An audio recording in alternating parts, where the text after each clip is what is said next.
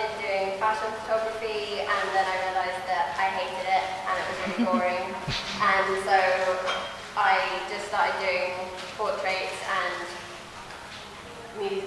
music photography, which is what I really love doing. I used to get told off when I shot fashion all the time for just taking portraits of the models because I didn't really care about the clothes. So I thought I would translate that into something that I could be a bit better at. So here's like a little bit of my work, Stevie Jefferson and Lauren Hill, Tinashe, Reggie Snow and A$AP Yams, Kendrick Lamar, and YG and Nas. So that's, yeah, a little bit of my work. I've grown up loving music, and that's one of the main reasons that I wanted to get into photography. Oh, sorry. Oh. Okay. So now, okay. So I have to talk into this now. Okay. Did everyone hear what I said before? Yeah, okay. So when I started shooting musicians, I started to get commissioned by a magazine called Clash, because I was friends with Matthew Josephs, who was the fashion editor there at the time. And I kind of just used to bug them all the time and ask them to let me shoot artists that I liked, which eventually just led into them giving me a job there as the hip hop and rap editor. So I did that for about a year before I continued just to do photography. And I always wanted to produce a magazine from when I moved to London in about 2010, 2011. I was going to loads of hip hop shows and seeing that there was this energy that I'd never kind of seen before in that genre of music, and it felt more like going to see like a rock or a punk show than anything I'd seen before. So I have always loved punk. That was kind of my first love growing up. Like, my uncle was a punk when he was younger, so I grew up going to his house for like takeaways and to listen to The Clash when I was like 4. I've just realized that I've picked 2 Damned covers. That wasn't intentional, and it makes me look like I don't know anything, sorry. So yeah, I kind of grew up with my uncle feeding me The Clash, my dad feeding me Mariah Carey and Boyz II Men, and my mum making me listen to Donna Summer. These magazines are kind of some of my biggest influences. Slash, which is an American West Coast punk zine, and obviously Sniffin' Glue, which is the infamous London punk zine started by Mark Perry in the 70s. So that kind of combined with my love for hip hop is kind of what I came together in my mind when I was starting a magazine. One of my earliest memories of Sky TV was seeing the Tupac California Love video on MTV Base, and I was kind of obsessed with it, and from then on I would like see things like Vibe and The Source in the one W.H. Smith that was near a big train station about half an hour's drive away from my house when I was growing up. So that would be whenever I went shopping with my mum, I'd be like, please can we go to W.H. Smith so I can buy The Source or whatever it was. But I've always kind of loved these magazines. I love the thoughtfulness of the imagery, and I especially love the fact that The Source's tagline is the magazine of hip-hop music, culture, and politics. I think that's amazing. I think it kind of shows that music is so much more than just music, and that there's so much more behind it.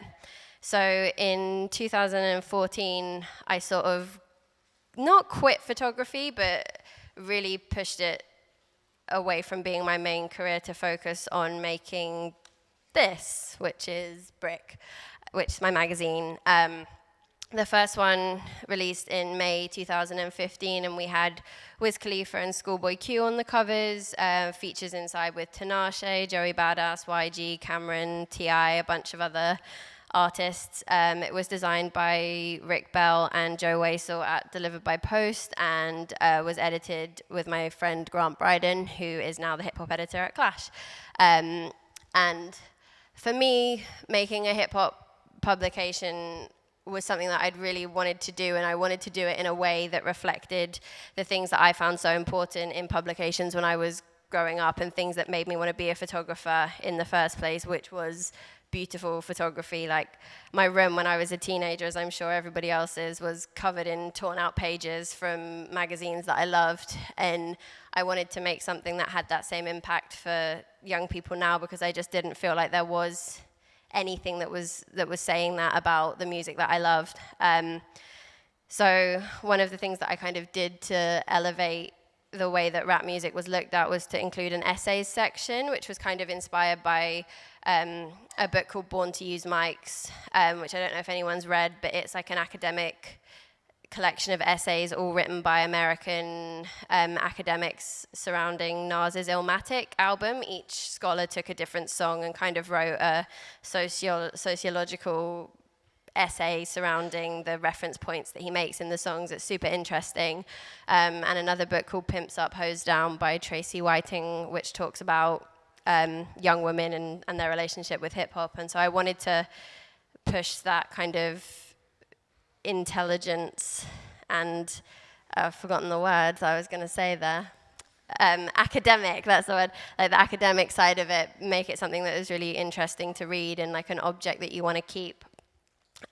We had our first launch party in here, and we blew up a load of the images from the first issue up to A0 and had them all around the walls, which again was really exciting for me because it allowed us to elevate up into like a gallery space and make it something a bit more exciting. And now this is issue 2, which came out last month, with A$AP Ferg and Vince Staples on the cover.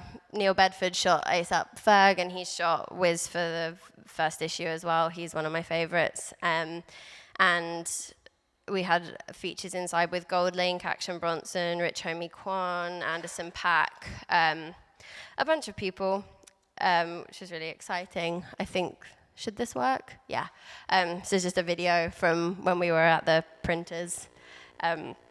Yeah, so with the second issue, we're now stocked in W.H. Smith and Barnes & Noble in the US, which is really exciting because it was a huge expansion from the first issue where we were just stocked in independent stores. So it's really nice that people have liked the mag and wanted to stock it. So yeah, here's just kind of a look into the pages. What was in there? We had a photo diary with Vicky Grout.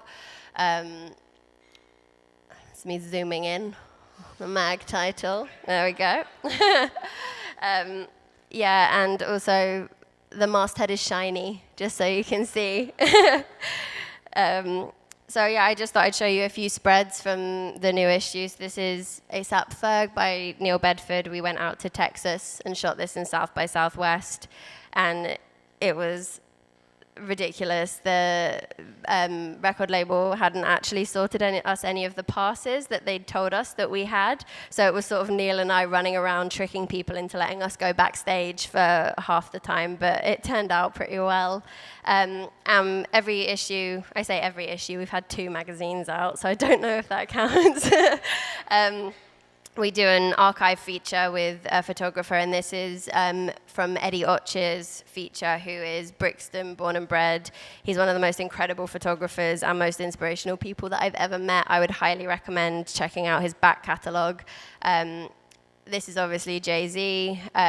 There's shots in there that no one's ever seen before of Aliyah, Wu-Tang Clan, Biggie, and he's put in there all of the stories behind the photo shoots as well, and it's so interesting to read. There was so much stuff. I think we're going to do it across the next issue as well because there's too much to fit. We also visited the Hyman Archive, which is the biggest magazine archive in the world, and took a delve into their hip-hop magazine archive. There's a bunch of interesting stuff in there that I'd never seen before. We did a feature on Ray Black, who's an incredible vocalist from London. These images are by Holly Fernando. We did a whole This Is England section, kind of spotlighting London. Everyone seems to think the magazine's American, so it was really important for me this time to kind of really shine a light on the UK and what we do and who does it well. We also did a feature on Outlook Festival. There's like a really weird kind of undercurrent of hip-hop artists that perform at Outlook, but I feel like it's mostly looked at as like a dance festival. So we sent Samuel Bradley out to Croatia to do this, and it's like a 40-page portfolio we've got in the issue of his portraits, which is really beautiful, and he made this little film, which I'm going to show you now.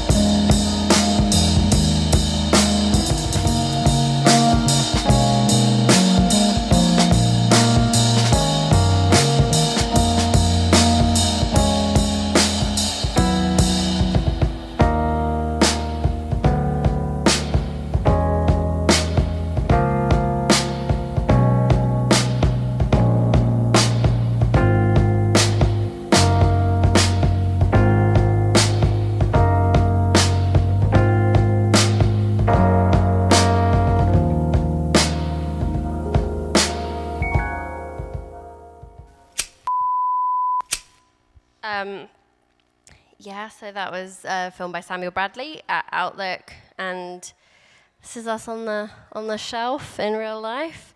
So yeah, that kind of just is a quick overview of who I am and what I do.